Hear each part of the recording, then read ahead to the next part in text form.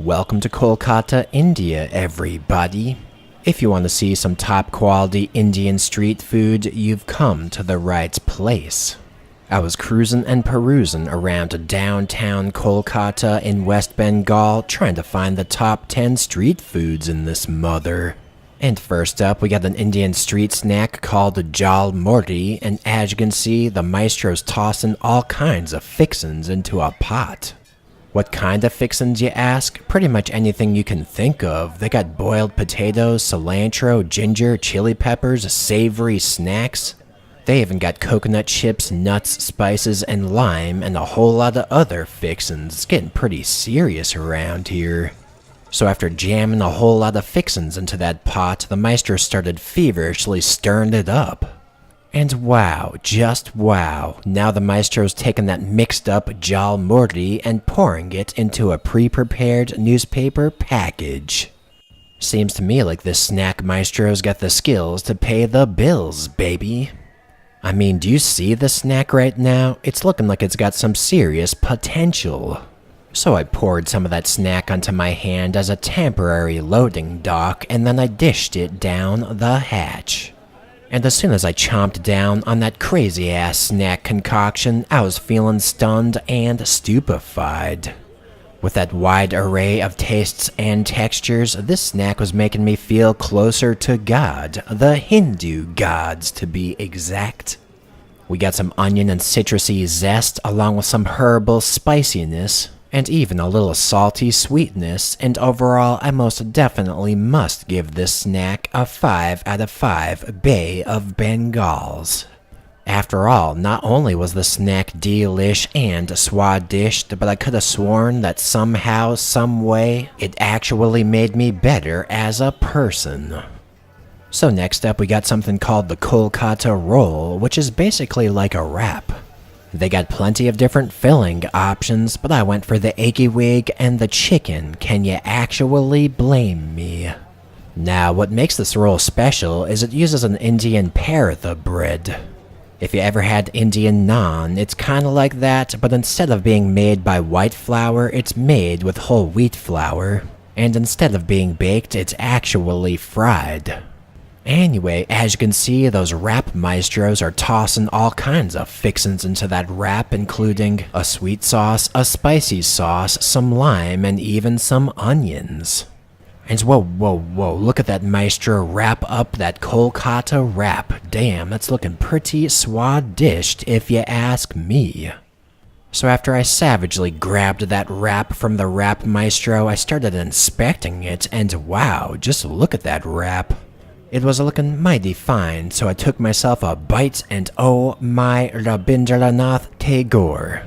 Man, oh man, is that Paratha perfect for this wrap.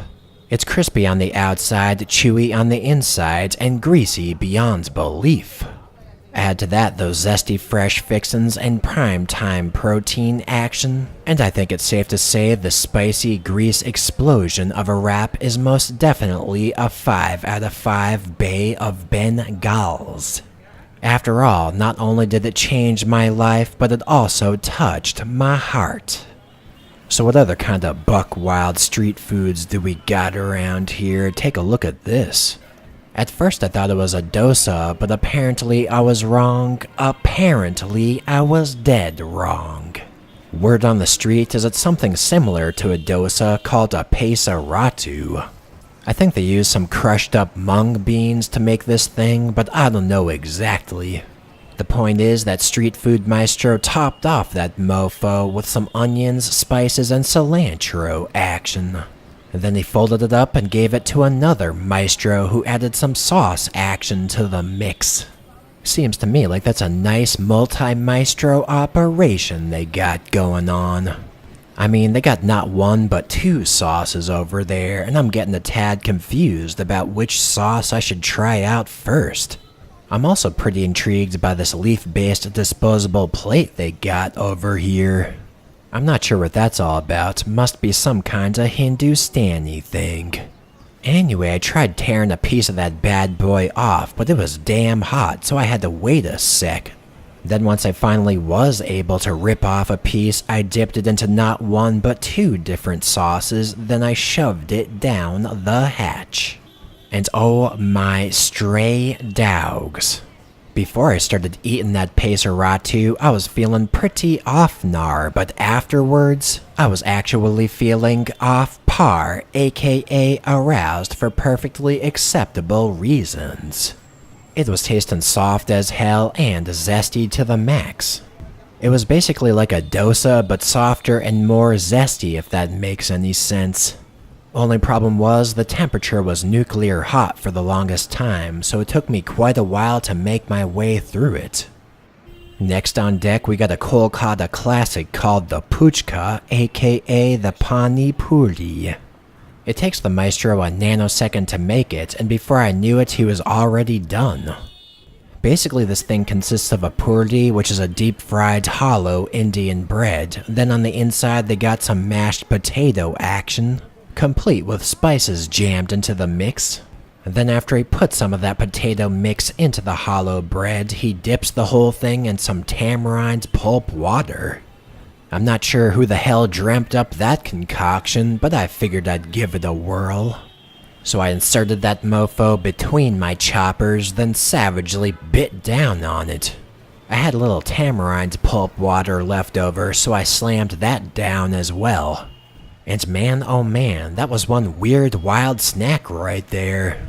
We got some crunchy, hollow bread textures, some soft mashed potato textures, and some crazy-ass tamarind pulp just blasting off all up in my mouth. That tamarind pulp water was kinda tangy and kinda refreshing, but overall, I think this snack must be an acquired taste. It's not exactly my favorite Indian snack, but it's pretty buck wild nonetheless. So what other kind of street food do they got in this place? Call me crazy, but I think they got some kind of assembly line operation in the works. They're cooking up some Lacha Paratha with a little Chana action, and I'm getting pretty excited to try it out. After all, I've been working my ass off 24/7, and I've been sweating my balls off over here. The least I could do is treat myself.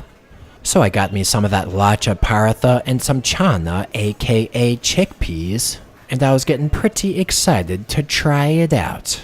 Step 1, pick up the spoon, put that Chana on top of the Paratha. Step 2, wrap up that bitch to your badass heart's content. Step 3, savagely shove it into your mouth. There ain't nothing to it but to do it, sweetie buns. And overall, that Chana had a subtle stew-like flavor, and that Paratha was tasting mild yet buck wild. Now aside from that Paratha and Chana, the maestro asked if I wanted a spicy eggy wig as well, and I said yes. But then that maestro gave me 2 eggy wigs and some stewed carrots, so I think he was trying to upsell me or something. But it was worth it in the end, because those carrots were soft as hell and those eggy wigs were swadished as fuck. And next up is another Kolkata classic, a little thing called egg chow mein. Now I don't exactly know how and I don't exactly know why, but for some reason Chinese Indian fusion food is pretty popular in Kolkata. So you see these chow mein joints all over the place, and I figured I'd give it a go. And as you can see, that chow mein maestro is tossing and turning those noodles all over the place. We got noodles flying left and right over here, but eventually he did put that all on a plate. And before he gave it to me, he put some ketchup on there. Whoever heard of ketchup with chow mein? I feel like that violates some core principles of Chinese cooking, but hey, what do I know? At any rate, I started feverishly turning my fork in that chow mein, trying to get myself a big-ass bite. And as soon as I feasted on that chow mein, I was kinda surprised. It did taste pretty good, albeit a tad mild in the flavor department. I was thinking that maestro should have put in some more soy sauce, but hey, I can't complain. Next up, I tried a bite with that ketchup, and it was tasting good, albeit a bit of a strange flavor combo if you ask me. Nevertheless, decent street food right there. Now, aside from Chinese chow mein, Tibetan momos are also popular in Kolkata. What's a momo, you ask? It's basically a dumpling with meats or vegetables on the inside. Now, you can get momo steamed or you can get them fried, and of course I got the fried ones. What can I say? I not only want extra calories in my diet, but I actually need them. So I got me those nice deep-fried momos complete with spicy Sichuan sauce. Then I frantically punctured that momo with my plastic fork and got ready to take myself a chomp. And wow, just wow, that Sichuan sauce was tasting sweet as hell and spicy to the max. That chicken itself didn't really have much flavor, but that sauce more than made up for it, baby. Granted, that momo dough was tasting kinda soft, whereas I was expecting it to be crispy. So these were by no means the momos to end all momos, but they definitely improved my life and reinvigorated my spirit. Now, the city of Kolkata was hotter than a Bangkok brothel, so I figured I should get myself a cold and sweet motherfucking treat. And what better treat to get than a Kesar Pista Kulfi, also known as a saffron pistachio kulfi.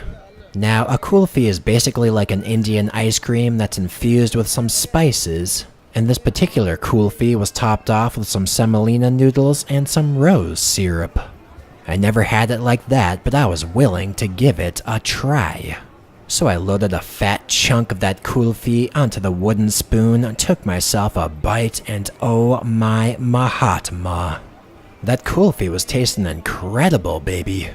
Just take the thickest, creamiest ice cream you could ever imagine, infuse it with saffron and cardamom powder, jam some pistachios inside, some semolina noodles on top, and that sweet, sweet rose syrup, and you most definitely have the recipe for a 5 out of 5 Bay of Bengal's dessert. I mean, this Kesar Pista Kulfi was tasting so damn good that for a Kolkata kill-a-second, I felt like I had transcended space and time. Key takeaway, nice fucking Kulfi right there.